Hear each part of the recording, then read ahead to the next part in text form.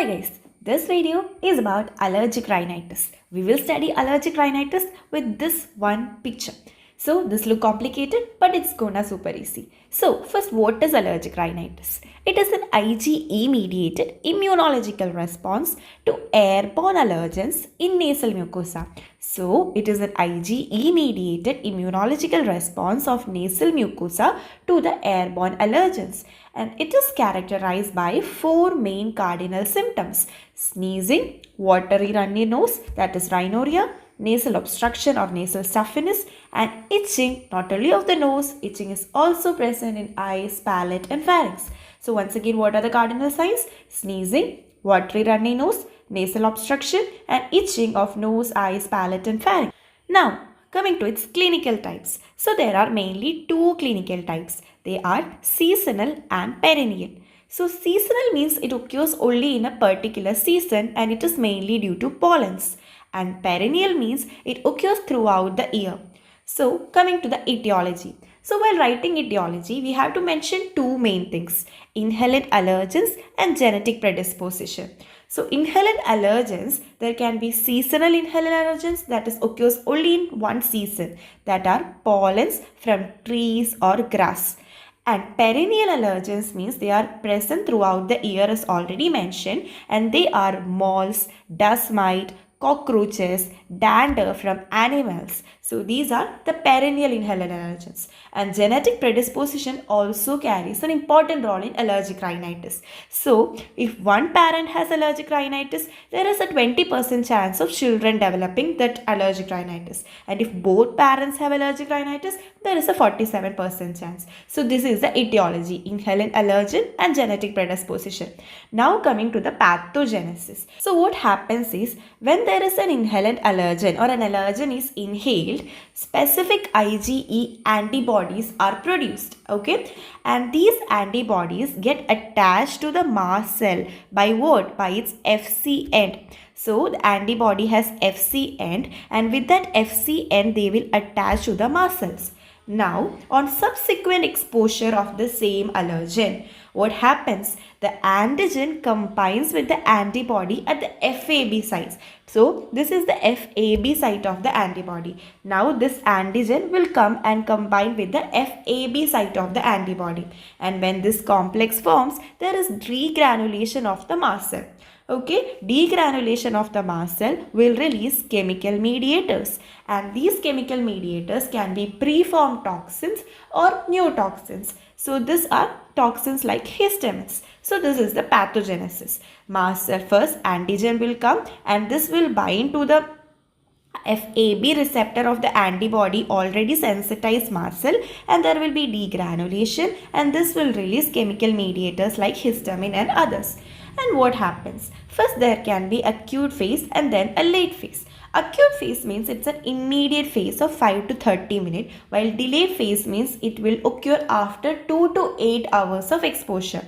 In acute phase, there can be sneezing, rhinorrhea, blockage, and the mediator is histamine. While in late phase, there is swelling, congestion and thick secretion. Here it was sneezing, rhinorrhea, blockage. Here it is swelling, congestion and thick secretion, and this is due to infiltration of inflammatory cells like eosinophils, neutrophils and CD4 T cells. Here it was due to histamine. Here it is due to eosinophils, neutrophils, CD4 T cells, also basophils and monocytes.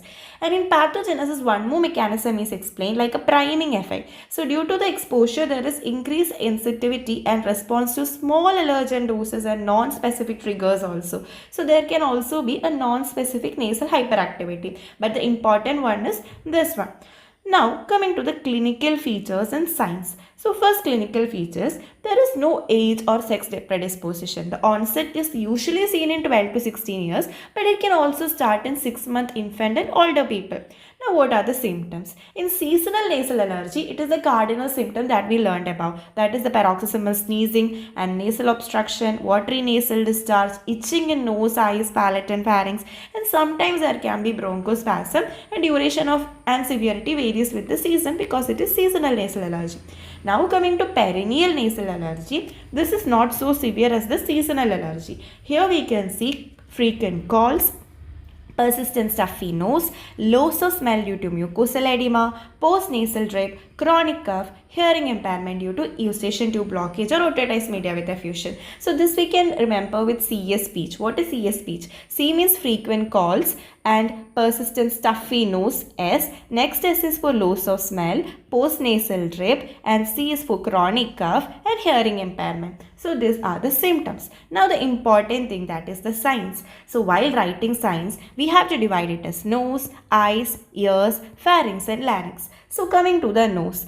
Nose, we can see a transverse crease in the dorsum of the nose, and this is seen across the middle of the dorsum of the nose, and this transverse crease is due to constant rubbing of the nose. So constant upward rubbing of the nose result in this transverse crease, and it is known as salute sign, allergic salute or crease. Now, another finding is pale edematous mucosa. If we look at the mucosa, we can see it appear blue. Then the turbinate will be swollen. So, mucosa will be pale edematous and blue. Turbinate will be swollen, and usually we can see thin watery or mucoid discharge. Coming to the eye signs, we can see allergic shiners. What are allergic shiners? They are dark circles under the eye. We can also see edema of the lids, cobblestone conjunctiva. Conjunctiva will be congested and it will have a cobblestone appearance. There is also Denny-Morgan sign, that is extra fold under the eye. So we can see dark circles under the eye known as allergic shiners and extra fold under the eye known as Denny-Morgan sign.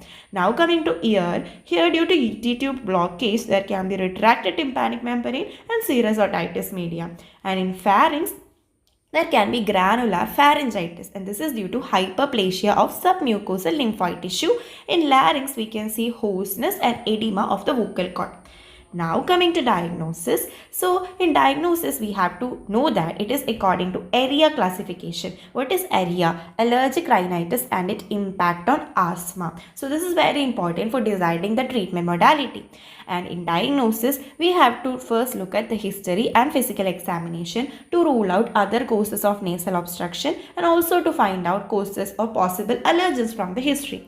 Now coming to investigation, first we have to take a total and differential count, and there we can see peripheral eosinophilia, but this is an inconsistent feeling.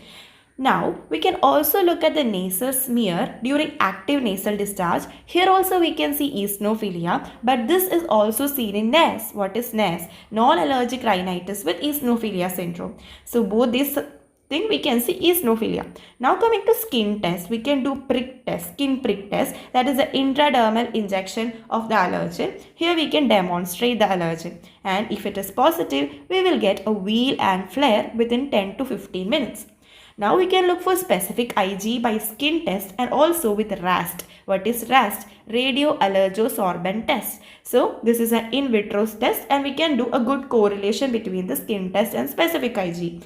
We can also do nasal provocation test, that is the allergen is taken in a toothpick and the patient is asked to sniff. So we will look whether there is symptoms or not.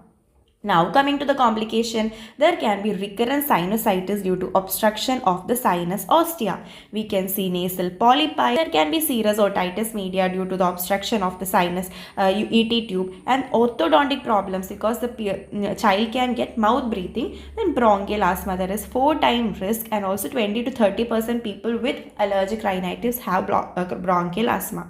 Now, this is the area classification. So area classification is based on duration and severity. So duration means it can be intermittent or persistent. Intermittent means less than 4 days per week symptoms or less than 4 weeks. In persistence means more than 4 days per week or more than 4 weeks. Now coming to severity, mild, moderate to severe. Mild means none of the symptoms should be present, like sleep disturbance, daily activities, sports, school or work impairment, and troublesome symptoms. This should not be present in mild, while moderate means one or more is present. So this was all about allergic rhinitis. And next is the treatment of allergic rhinitis, which will be dealt in separate video. Thank you.